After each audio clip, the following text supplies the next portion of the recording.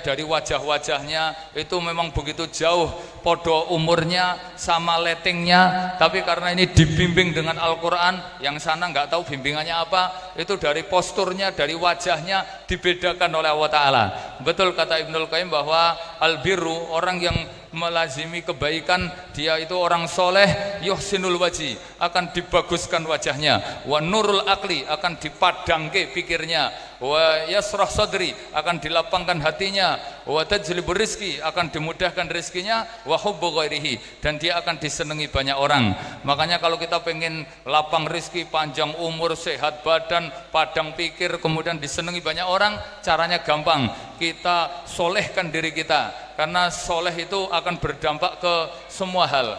Dan kebalikannya, orang itu ketika bermaksiat kepada Allah Ta'ala, maka akan diburukkan wajahnya, kemudian akan dihalangi rizkinya, akan dibikin sakit bodinya, dan kemudian juga dia pasti akan membuat sebel, bikin jengkel banyak orang. Jamaah rahimakumullah, maka di pagi hari ini Masya Allah subhanallah, kita mendapatkan dua keberkahan besar. Pertama, keberkahan anak yang soleh dengan Al-Quran. Jadi pertama, yang paling besar, barokah yang tertinggi adalah keberkahan Al-Quran. Allah mengatakan, laqad anzalna ilaikumul kitaban mubarakan, kami turunkan Al-Quran yang full, penuh dengan keberkahan. Keberkahan Al-Quran kalau ditaruh di sekolah, maka sekolahnya ikut berkah. Kalau kemudian diletakkan di kampung, maka kampung itu pasti berkah. Makanya kalau pengen ngecek keberkahan suatu kampung, itu bukan dari gedungnya, dari macam, enggak.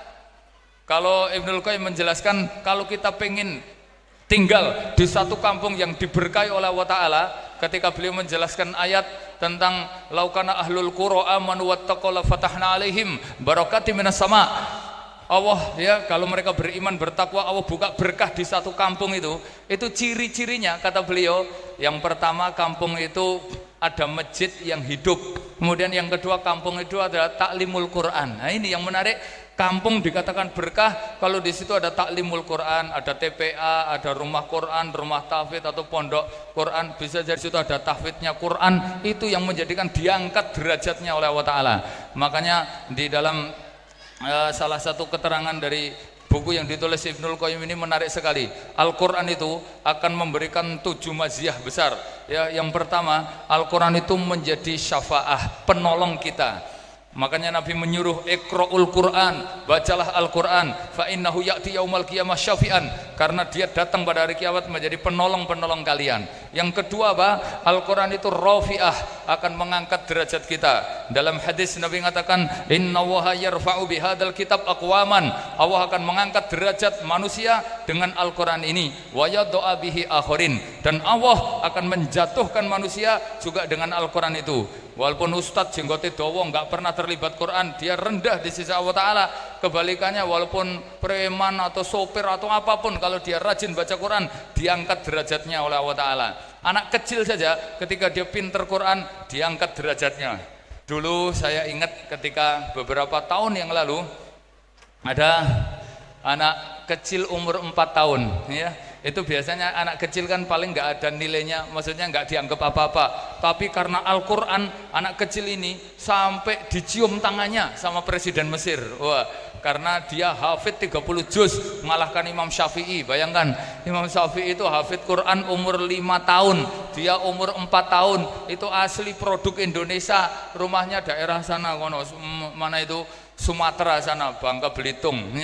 Umur 4 tahun, namanya Musa, hafid Quran, sampai Presiden Mesir cium tangan, sampai pemerintahan Saudi itu ngasih hadiah, dia dikasihkan haji plus di atas sama bapaknya, sama ibunya, sama gurunya. Jamaah rahimakumullah, maka Al-Quran itu rafi'ah, akan mengangkat derajat kita, sampai kampungnya diangkat derajatnya, sampai RT-RT-nya ikut terangkat derajatnya. Dulu bapaknya Musa ini disepelekan di kampungnya, tapi ketika bapaknya berangkat haji, kemudian Musa bolak-balik diwawancari wartawan entertainment di TV karena masuk hafid Indonesia. Wah, karena Al-Quran itu mengangkat derajatnya. Semua yang disandingkan Quran mesti mulia. Sekolah menjadi mulia karena Al-Quran. Kita lihat tanah yang paling mulia, tanah yang di situ diturunkan Al-Quran, Mekah dan Madinah, sehingga disebut suratnya Makkiyah sama Madaniyah karena Al-Quran turunnya di Mekah dan Madinah. Pokoknya dimuliakan karena itu. Wes antum lihat Nabi yang paling mulia Nabi Muhammad karena Allah menurunkan Al-Quran kepada beliau. Malam yang paling mulia Lailatul Qadar karena di situ diturunkan Al-Quran. Bulan yang paling mulia Ramadan karena juga Al-Quran. Malaikat yang paling mulia Jibril alaihissalam itu juga karena Al-Quran. Jemaah rahimakumullah. Nah kemudian yang ketiga, ini yang keempat itu kata beliau, Al-Quran itu maziyahnya adalah manzilah. Al-Quran itu mendapatkan level khusus nanti di surga. Makanya orang-orang yang masuk surga dalam hadis itu langsung dites oleh Allah Ta'ala. Yuqalu li sahibil Quran, dikatakan kepada para ahli Quran yang mau masuk surga, kata Allah gimana? Iqra wartaki, iqra wartaki waratil kama kunta turatil.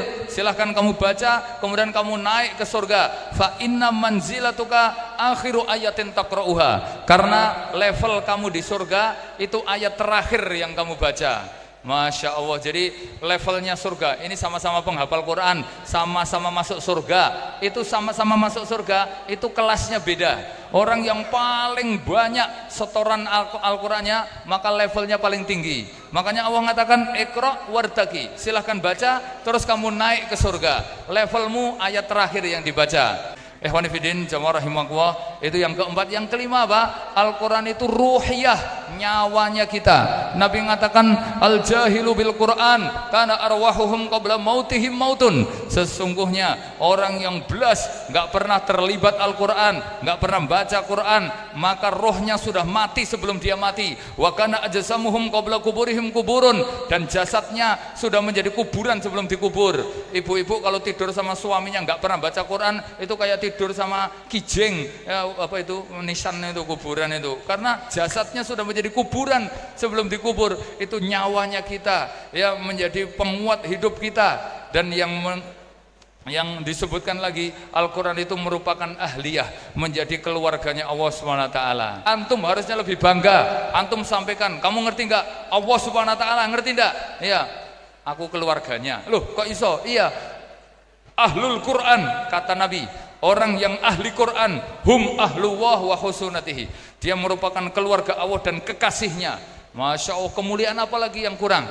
Makanya kita terus lazimi, ini merupakan anugerah yang besar yang membuat kita bisa tenang ya. Bahkan kalau kita kaji ayat Allah Ta'ala, orang yang beriman dijamin tenang, itu disitu kaitannya dengan Al-Quran. Karena tafsir walladzina amanu wa tatma'innu qulubuhum bidzikrillah, orang yang beriman dijamin jiwanya tenang dengan dzikir. Itu dzikir yang dimaksud, yang paling utama adalah Al-Quran. Maka nama lain Al-Quran adalah az-zikru ya, yaitu sesuatu yang selalu diingat. Inna nahnu nazzalna dzikra, aku yang turunkan Al-Quran, wa inna nahnu lahafidun. Maka siapa yang berpaling dari Al-Quran, langsung hidupnya pasti terlunta-lunta